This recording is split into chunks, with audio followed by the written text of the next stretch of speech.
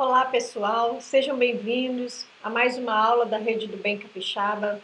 Nessa aula nós vamos falar das substâncias psicoativas e vamos classificar essas substâncias. Vamos falar dos tipos de substâncias de acordo com o efeito que elas têm no sistema nervoso central. Elas podem ser classificadas em depressoras, estimulantes e perturbadoras. Vamos conceituar, vamos, dentro das drogas que nós conhecemos, classificá-las de acordo com esses tipos que nós vamos falar hoje. Enfim, vamos dar alguns exemplos de drogas depressoras, estimulantes e perturbadoras. E nessa primeira aula, nós vamos falar das drogas depressoras. E nas próximas aulas a gente continua falando das drogas estimulantes e das drogas perturbadoras. Vamos lá? Os exemplos que eu separei para a gente falar das drogas depressoras foram o álcool e os benzodiazepínicos, que são aquelas substâncias ansiolíticas que são geralmente utilizadas para tratar quadros de ansiedade.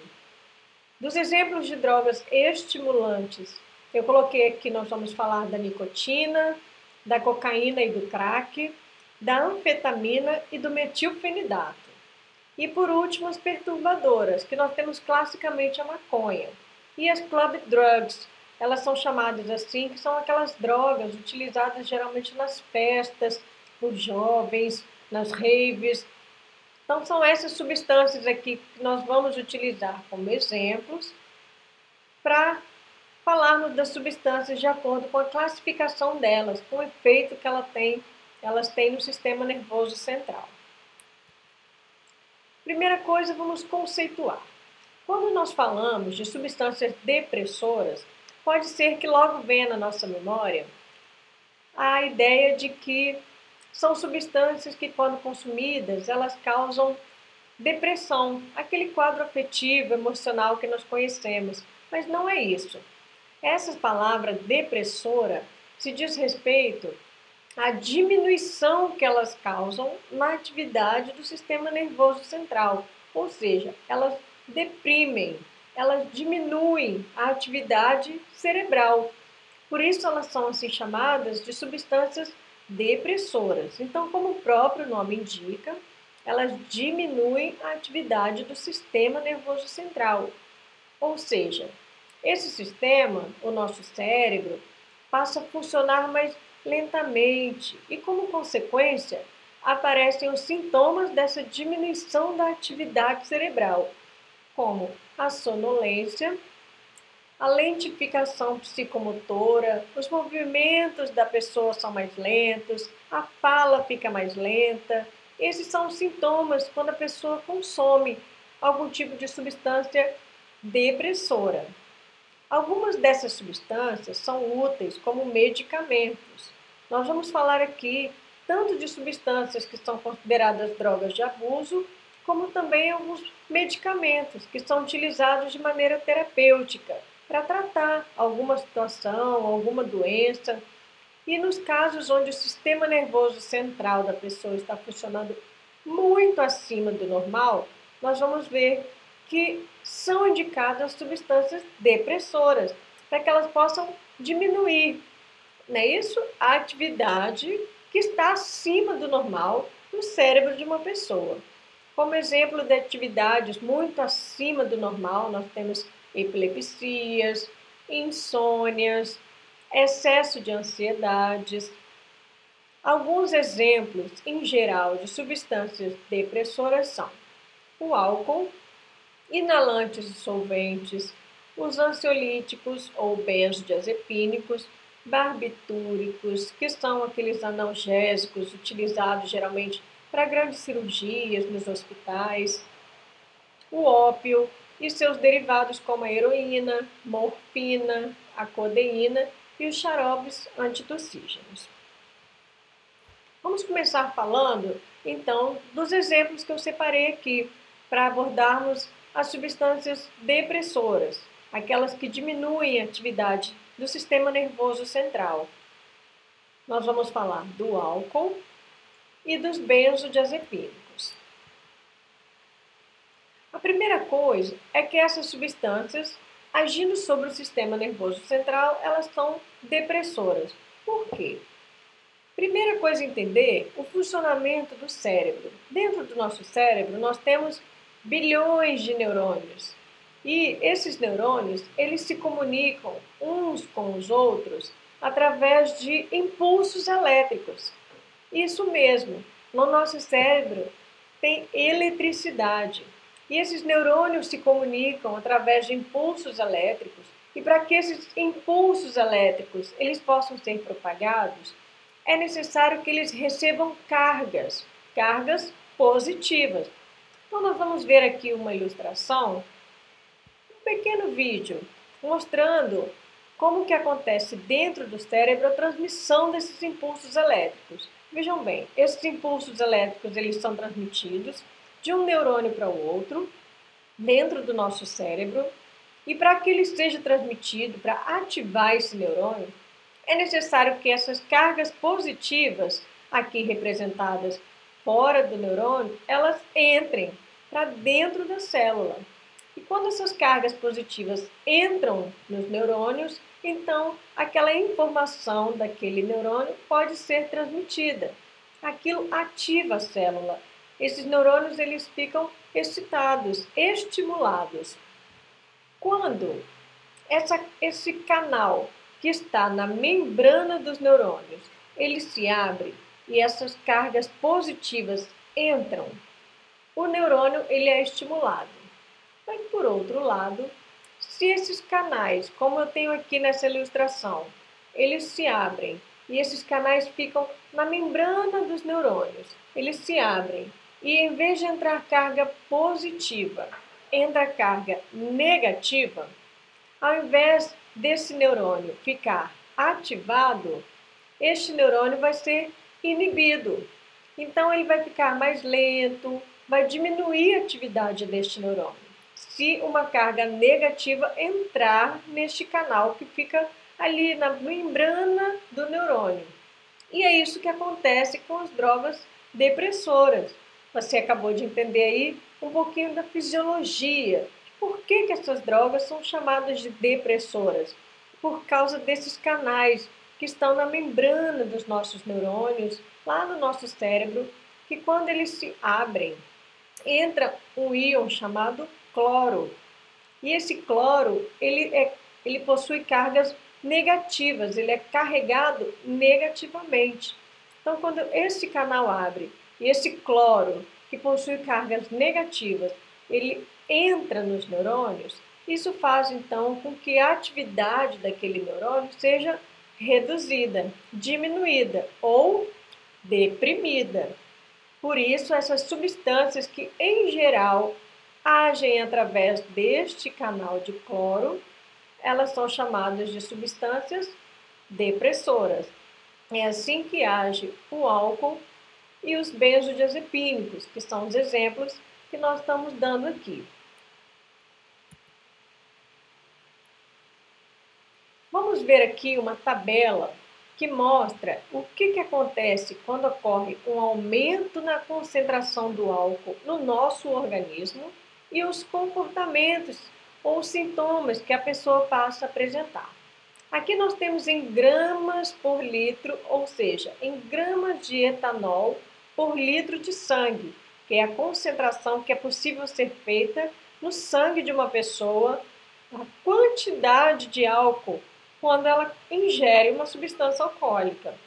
Esse cálculo aqui, ele é feito variando do percentual de álcool de uma bebida, vai variar de acordo com o gênero, se é homem, se é mulher, as continhas são feitas de uma maneira diferente, se a pessoa está em jejum ou não. Vai depender do índice de massa corporal, do peso da pessoa, enfim, é uma continha um pouco complexa que varia de acordo com algumas situações e no final ela vai nos dar esse valor, que vai representar a quantidade, então, de gramas de etanol por litro de sangue. O álcool, quando ele é ingerido, estou falando aqui do etanol, então vou explicar. Quando ele é ingerido, tem essa substância no álcool, mas qualquer substância alcoólica, que é o etanol. Esse etanol é que é o responsável pelos efeitos no nosso cérebro, os efeitos também no nosso organismo.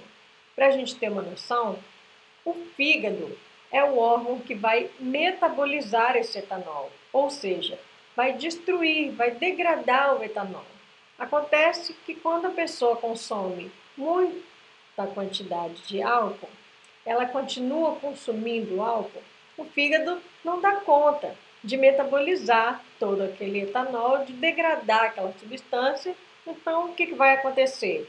Aquele etanol vai começar a se acumular no sangue da pessoa. Isso vai fazer com que haja um aumento na concentração do etanol no sangue dessa pessoa, certo? E aí, estando no sangue, esse etanol vai chegar até o cérebro, provocando esses efeitos que nós vimos no sistema nervoso central, diminuindo a atividade dos nossos neurônios.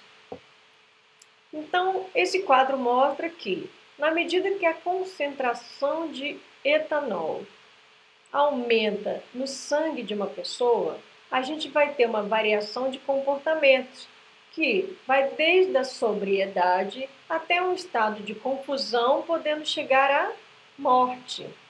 E os sintomas podem começar com uma redução de atenção, um simples, uma simples perda do controle do movimento, até mesmo a tontura, o vômito e uma parada respiratória. Então, se essa concentração ela aumenta muito no sangue de alguém, nós sabemos então que isso pode levar até a morte, devido ao aumento da concentração de etanol no sangue. Outra coisa importante para a gente saber em relação ao aumento dessa concentração de álcool no sangue é que as pessoas que consomem o álcool ficam mais propensas a acidentes de trânsito. Aqui está dizendo que, por exemplo, uma pesquisa foi realizada mostrando que uma alcoolemia, essa palavra significa quantidade de álcool no sangue, acima de 0,8 gramas por litro, a possibilidade de sofrer acidentes no trânsito, vejam só, aumenta cerca de 10%. Acima de 1,2 gramas por litro, essa possibilidade de sofrer acidente no trânsito sobe para 35%. E acima de 2 gramas por litro, eleva-se a 80%. Então, daí a importância dessas políticas públicas sobre o álcool que nós temos visto no país. Quantos não conhecem a lei seca, não é isso? Tolerância zero para o álcool, quando a pessoa for dirigir, não pode beber, porque tem sido provado que o aumento da concentração do álcool no organismo da pessoa aumenta em muito a probabilidade de acidentes de trânsito. E uma pesquisa muito interessante foi realizada na Europa, lá na Inglaterra, mostra que de todas as substâncias consumidas, todas as drogas que nós conhecemos, o álcool é a única substância que, quando consumida, ela gera mais prejuízo para o outro do que para si mesmo. Então vejam só, quando a nicotina, a maconha, o crack, a cocaína, essas substâncias são consumidas, elas geram prejuízo muito mais para a pessoa que está consumindo do que para o outro. E não é o que acontece com o álcool. O álcool, apesar de, obviamente, gerar prejuízo para a pessoa que consome, esse estudo mostra que os prejuízos são maiores para o outro do que para si mesmo. Então, um exemplo é como que a ingestão de bebida alcoólica vai aumentar a possibilidade desses acidentes de trânsito, às vezes envolvendo pessoas que sequer consumiram bebidas alcoólicas, certo? Nessa imagem aqui, nós temos dois cérebros. Aqui à minha esquerda, o cérebro de uma imagem de uma ressonância magnética funcional, ou seja, a pessoa fica lá deitada naquela máquina, naquela ressonância, por vários minutos, e é possível observar a atividade do cérebro dessas pessoas. Como está funcionando o cérebro dessas pessoas? E aí esse exame mostra que o cérebro de um alcoolista, comparado a um exame realizado no cérebro de uma pessoa normal, saudável, que não ingere bebida alcoólica. E o que eles observaram? Nessa imagem aqui à direita, o cérebro de uma pessoa normal está muito mais aceso. Veja essas cores fortes aqui, o verde, o amarelo e o vermelho, indicando atividade cerebral, ou seja, funcionamento dessas áreas cerebrais que estão acesas. Do meu lado esquerdo, nós temos aqui o exame de um cérebro de um alcoolista, de uma pessoa que bebeu por um longo período, mais de 6 anos, e teve um padrão de bebida forte, pessoa que consumia muito álcool. E esse exame mostra que a atividade cerebral dessa pessoa está bastante reduzida. Então, a primeira conclusão que nós chegamos é que a ingestão do álcool a longo prazo vai prejudicar o funcionamento cerebral. Isso é comprovado cientificamente. As pessoas podem beber por longos períodos, achar que estão bem, que de repente ainda não tem prejuízo para elas, mas as pesquisas estão mostrando que o álcool está ali afetando o funcionamento, a atividade cerebral. E essas pessoas possuem áreas do cérebro que são importantes para funções cognitivas, que é a capacidade de aprender, a capacidade de tomar uma decisão adequada, a capacidade de memorizar. Essas funções vão estar prejudicadas. Por quê? Porque as áreas do cérebro dessa pessoa alcoolista já está com uma diminuição na atividade. E será que essas lesões elas são reversíveis ou irreversíveis?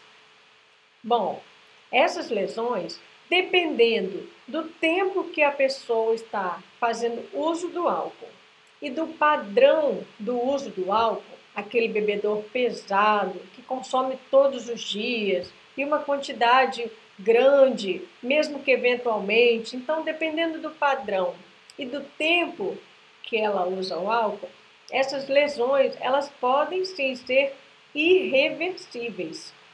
Ainda que haja uma melhora depois que a pessoa para de consumir o álcool e fica aí um período abstinente, ainda que o cérebro dela volte a recuperar algumas funções, provavelmente ela não vai ter mais um cérebro normal como de uma pessoa que nunca bebeu. Ou seja, é possível que as lesões elas sejam irreversíveis.